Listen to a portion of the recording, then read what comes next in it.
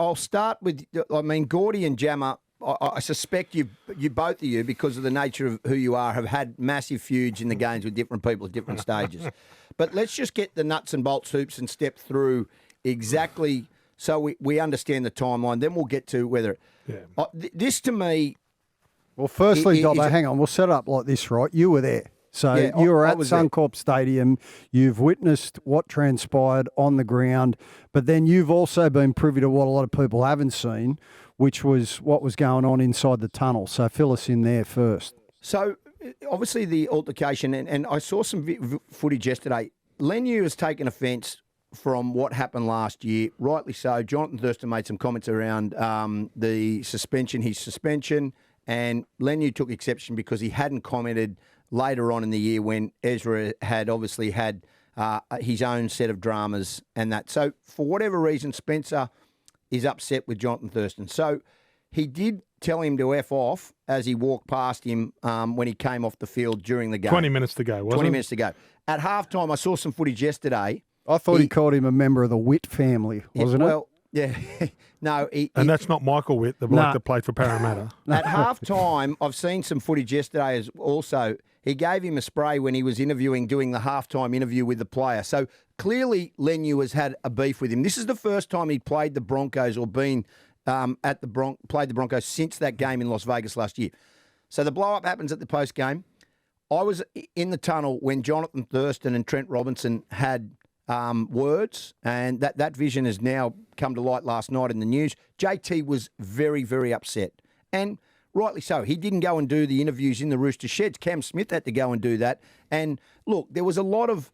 Hold on, he's upset about getting called a name. Well, he was claiming that he didn't say what Spencer was insinuating he'd said. Because Spencer had spoken to him about, mate, you made comment on a podcast, which you did, that Marley and Me podcast. You made comment on the Today Show, which has since come out, which you did. And it wasn't at Spencer, but what it was saying is he didn't believe the punishment of 8 weeks was enough for the racial slur.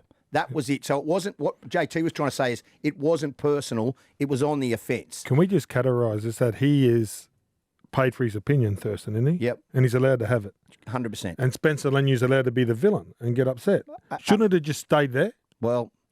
It hasn't. It's never going to stay there, Gordie. It's never going to stay there because millions of people are watching at home on TV and they all witnessed, a bloke who's probably going to be a future immortal, who is a extremely respected commentator in the game, cop a heavy bake off another current player who's a New South Wales Origin representative and international. So that is always going to generate massive headlines. Dobbo, for people who are only just wrapping their heads around all the finite detail, what Spencer's really got a beef with is that JT, and I respect JT for his take on Spencer's initial suspension. He said he didn't think it was strong enough. If the game really wants to take a stand against racial vilification, they should have given him 12 weeks. Spencer didn't like that. But what really pissed Spencer off was the fact that when Ezra Mam had that roadside accident in October last year and he was unlicensed, drugs in his system, right, that JT didn't make any comment at all about that. Now, I'm not here to defend JT, but what I will say is that happened in the off-season. JT's platform of being a panellist on weekly programs every 10 minutes doesn't exist from October to February. So and they're different issues as well. They are, absolutely they are. They are different. One's in the court of racism. Law. No, one's in a court of law, one's involved in our game. Yep, 100%. But I think Spencer, given the fact that in that accident that Ezra Mam had, there was a young girl who I think was forced to hospital with a broken hip. That clearly, that stuck in Spencer's craw. He didn't like that, and he didn't like that a lot of people had remained silent about it. Also, Spencer Leniu's a naturally confrontational kind of guy. And, even though it's been over 12 months, he stews on this. And I know what that's like when you stew on things and you think, when I see that person, I want to let them know. And you play whataboutery in your head. Something else happens. It's like, why are they not... And you get wrapped up in this whole situation. Why has he not mentioned anything about that? Mm. Like, why has he come at me? You think it's personal, and then all of a sudden, because JT looked shocked. He did. He looked taken aback, like, what's going on? Well, almost. he was blindsided. He wasn't aware what the background was. He's like, well, what do you mean I've not spoken about this or I've said this? It's like, whoa, I was asked about that particular incident and what I thought a punishment should be, and I said it. I mean, that happens all the time in media. You say things, and you sometimes you almost forget. You move on. It's on to the next week. Well, it wasn't personal. No. But some people hold you on move to on your until words. it's at you. So like we've all sat in that. Like, we've all sat in that chair when it's not your footy team and you're watching them go through turmoil. We all sit there and we enjoy it. But when it's your team, right, you don't enjoy it. So obviously when it's always said about you. So like when it's now, I'm sitting there going, like I thought, to me personally, I'm thinking, JT probably shouldn't have said anything. Just sort of toughen up a little bit. Like he doesn't like what you said. He had his right of reply. Take it on the chin. Move on. Spencer, mate, you've had your say. Cool. Move on. That's about as deep as I saw it happen. Well, in all likelihood, Gordie, that is what will happen. Like the NRL aren't going to get involved. There's been no official complaints. We've heard from JT yesterday when he released a statement. He said that he's open to have a private conversation, but he's not going to be pursuing any sorts of blow-ups or complaints or anything. But look, feuds, blues, stinks, they do happen. They happen on the field, and then they can be equally as fierce off the field. This is just the latest example.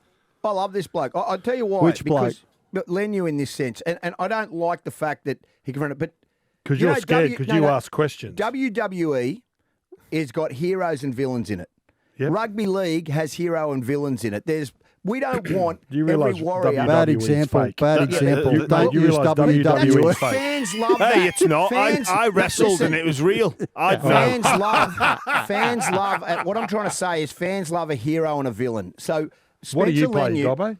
Sorry? What are you? I'm the villain in this show. People like confrontation. That's what it is. Yeah. People So, like watching other people get confrontation. Yep. He refused to shake Billy Walters' hands after the game, said you're a Why is snitch. that? He said you're a snitch after the game. He then put a cat emoji at Xavier Willison on his Instagram. Like, he doesn't care. And I like that. I don't think he's not going to be everybody's cup of tea. But you know what, Gordie?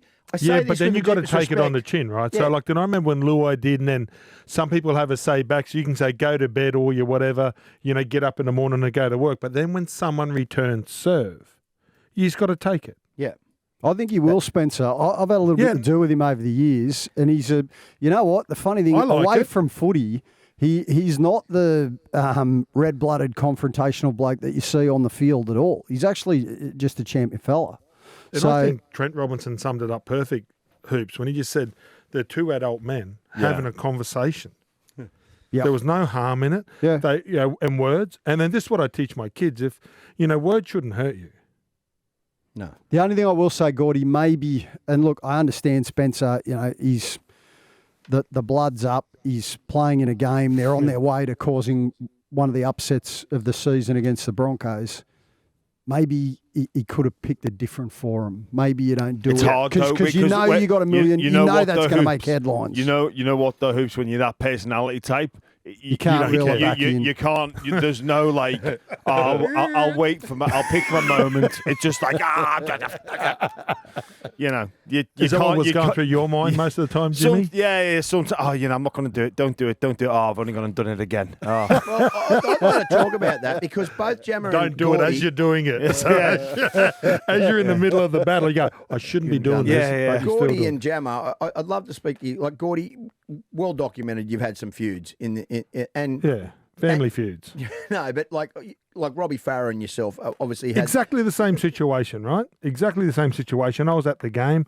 I walked on the field, and the guys like Dan Ganane and like Big Aaron Woods walked over. He was still playing at the Tigers, but that didn't get to the media. What was said between us, Yep. and it was worse, Right. than that. Oh, really? But yeah, but Now's that's the time to share. But that's fine. Yeah. No, you can't share. No, and it's not. No, it's not about sharing. It's about two men. He said something I didn't like, and I returned, and that was it. Yeah. That's as deep as what it got. And I'm sure there's worse said on the footy field, and that's. I think it's. I won't say it's part of the game, but it happens, and it's how you deal with it. And we've all been in that situation. And it's not nice when you're on the receiving end, but sometimes you just got to pick it up and move on.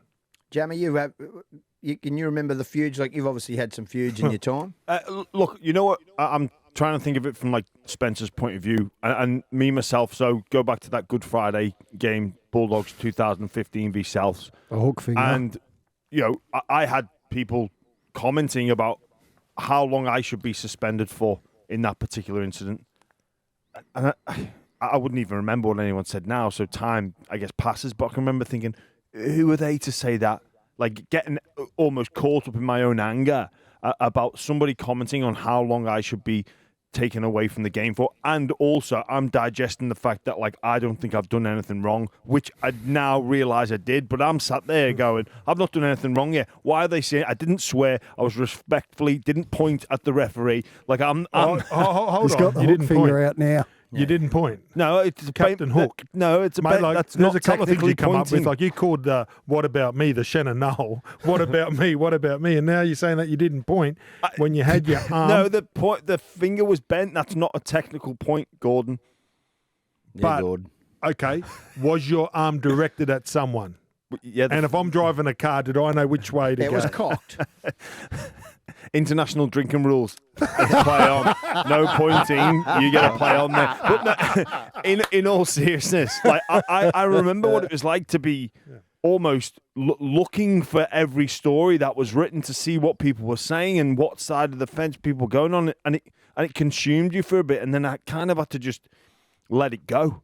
And you know, Spencer's that type of person where he's held on to this and he's gone, you know what, when I see that person, I'm going to let them know. Mm-hmm. And that's fine. In terms of like what happens on the footy field, where you know you calling people names or bringing things up and going at each other, that's just people being confrontational and like defending yourself. Like JT's stepped up and he's gone to seek clarity. He's standing up for himself. Yeah. And Spencer's standing up for himself. It's what like grown men do. Yep. I'm not just going to stand there and take this from you. It's like, no, you're wrong. It's like trying to compete to who's right in a weird way. Yeah, and I don't think people are going to take sides. I'm not going to go Spencer's right or wrong, and I don't think JT's right or wrong. I think that they're both grown men. They both had their say, and that's all what it is. I just wish it hadn't have been played out in front of everybody. Like, if you're part of the media, and we're talking about it now, so we're part of the problem, not the solution. Well, should players then? Well, then it gets to that. You know, players can refuse interviews with media. Like, do you know what I mean? Well, that's like, happened. Mate, You got because brushed Latrell last hasn't come year, on our Dobbo. show. What? Mate, You got brushed last year. mate, remember when Latrell won't talk to you? That does happen. So it's not. You can't control Dobbo. You're never going to get to a situation right when you got a flashpoint moment like what happened on Friday night. You can't then somehow put that back in the bottle. It's out. Well, You can't control it. I disagree with you about players banning media people. I'm sorry, that shouldn't go on. You can do Well, whatever you want. I don't think they do, but it's their Because you know individual what? choice. No. The media fund the game. No, I'm part of the players here. Why do I have to give the bloke holding the mic the respect when he hasn't dug the well like me? That's like me sitting there and talking about finance, going on television. So sometimes if I don't like the question... They're not trying to play. Oh, no. I don't have to answer the question. Just because you're paid by that person, as a player, you got the right to go, no, sorry, I don't want to talk to you. It is individual. And I think that's the right. That's fair. Yeah, it you is can't an individual. compel someone to speak. You can't compel someone to speak to someone. That's Just don't be rude illegal. about You it. shouldn't. That's you fair should- enough. Yeah. It Mate, is because I've individual walked past choice. some journalists, and Wayne Bennett walked past Steve Ricketts for like He banned him for 12 months. and like I felt sorry for Steve Ricketts. He'd turn up the train and I'd go and talk to him. So, but that's Wayne's prerogative, and I'm sure Wayne has brushed people like he doesn't shake Freddie's hand for some reason at every. Well, he doesn't shake a time lot of people's hands. Well, you know, he's his only trick. let Buzz back in. He's now just started for the first time in 5 years replying to Buzz's texts. Only literally the last couple of weeks. So like that's all. I think that's all right. I think that's part of the game, and that's why at times. Right, and then I've been there where I've got the shits with when journalists have, wrote Said a or written story, something. and I rang them and said, "Listen, it didn't quite work out that way." So I always took it if it was the truth about Bill Harrigan and all those things. If it's the truth and it's their honest opinion, I take it. But when it's on hearsay and it's not 100% right, and they hadn't rung you or got a... and that's when I'd ring them up and say, I don't think that you're 100% right. And then that's the only time I've ever really had an issue. And then they got a right to write whatever they want, but we don't have a right to, like, they don't have a right to talk to me and get a reply. You still had potentially, and you didn't go on record and say it's a lock, but you still said, correct me if I'm wrong, that you believe that Penrith still could get things together and click and challenge for the competition. 5 in a row. History would show no team's ever won a competition that's lost 5 in a row. They are the 4-time reigning champions, and I get that, and they have got still arguably the best player in the game. Yeah, can I go in the bat here for hoops? But no team in the modern era has won 4 in a row or 3 in a row. So this is a totally different organisation, Penrith. And I think if you get Nathan Cleary, Isaiah Yeo and Edwards and those guys and Liam Martin and the wingers, if you get them half healthy in the finals, I know that you wouldn't want to play them. Yeah, I mean, I'm not saying that they're going to win or anything, but I just know that Penrith champions, mate, ride them off at your own peril. I think They've got to make... Yeah. I'm not saying they can win it, but I definitely do think that they can get themselves out of this rut, and I could 100% see them playing footy in September. There's a lot of parallels, Gordie, I reckon, with you blokes in 99, where you went on a bad sequence early, but then, and I know you didn't do anything come the finals, but you still had enough petrol that you could get there. Yeah. There's so much class in that side. What will be super interesting is the selection of the New South Wales State of Origin side. And, Jamie, you raised this last week because Laurie Daly's gone on the record saying he wants to pick players who are in form. And I'm not saying that any of those champions are out of form, but the fact that they're not winning and this is new territory and uncharted waters for them over the course of the last 5 seasons. Brian To'o's injured. He would have been an automatic lock as one winger. He's got some big calls to make. I think until you're a mathematical cancellation for the Panthers, they're always going to be in the fight. And just doing that maths, usually you go for 13 wins. And this is the predicament or the situation that the Panthers are in now. If you need 13 wins to play finals, they've got 18 games left to go. They need to win 13 from 18. Yeah, it's a tough assignment. Which is a big assignment, especially when you consider that you've got to assume that they will be heavily represented in that State of Origin period. But until they're mathematically ruled out, you cannot put a line through them, because if that team gets hot and they've got that experience of knowing what it's like to win those big games in the finals, like they could win it from the bottom half of the 8. I think the only certainties would be Cleary, Yeo and Martin. That's exactly right. They are the. No, I don't think Dylan Edwards is a certainty for New South Wales. Well, not the way Teddy's playing at the moment. Don't forget, then I thought it was a bit strange when like Tedesco and him were like fighting, and one's the Australian captain, and it's 6-1. It's a bit like Reece Walsh and Caleb Gordie, you've got a maroon block and grapple shirt on. For the listeners, and you're doing some of your best work. It's like Callum Ponga and Reece Walsh, 6-1, half a dozen the other. I don't think James Tedesco deserved to get dropped last year, and I said it on the show. And have a look at the way he's playing this year. If you said, but New South Wales won the series, and they lost they lost the first game when Teddy was the fullback, respectfully. Yeah, in the last 7 minutes. Well, Cameron Munster, no Tino, no Gilbert. Well, the record shows that the Blues won the series. Mate, I get it. No, mate, I get it. You guys don't reckon that Edwards is a lock for the fullback? I don't think so. No, I don't think so. You reckon he is? I think it would be if there's no James Tedesco in the competition. But when there's James Tedesco and Tommy Trbojevic and like the number ones that can put on that jersey, I don't think he's a lock. You blokes let something happen, and something happened, a major event, and you sort of let it slide by. Tallis driving wedges in the New South Wales side and making excuses for a game from 40 weeks ago. Ladies and gentlemen, we can now declare State of Origin season is open. Media outlets, you are free to speculate on teams. It has officially begun. All as I said, it took 7 minutes to go. I don't care, Gordie. Before it was there 10 was a months loose pass ago, and they picked it up and they scored a try without Gilbert, Tino and Munster. So you can call it a victory. I think it's shallow. You weren't speaking that much next to me at the MCG when it was 34 blot at half time. Dad, listen, Dad. Listen, DG, right? He's called one game with us. Finally, we got him to call with us. 34-0 at half time. Well, I don't want to lose my job because I don't want to swear on radio. And I've been close that many times and watching Queensland. You know, sometimes, Dan, yes. The reason why I don't work normally and call grand finals is because that's the day I become a fan again. Yeah, you get a good Are earn you back too. with us this year? Are you back with us this year? You doing Origin with us again this year? No. Nah, it's good corporate It's not money, in the Dobber. budget. But anyway, Not like in a the budget. cane toad changes colour at a certain time of year. Oh. Tallis changes personality. Origin season has begun. I'll see you in a minute. Okay. Well, let's see whether I'm right about Dylan Edwards and James Tedesco. I like your opinions, but it's just that you enjoy driving that wedge. I'm going to tell you something, Gordie. I think Queensland's going to win in straight sets. Anyway,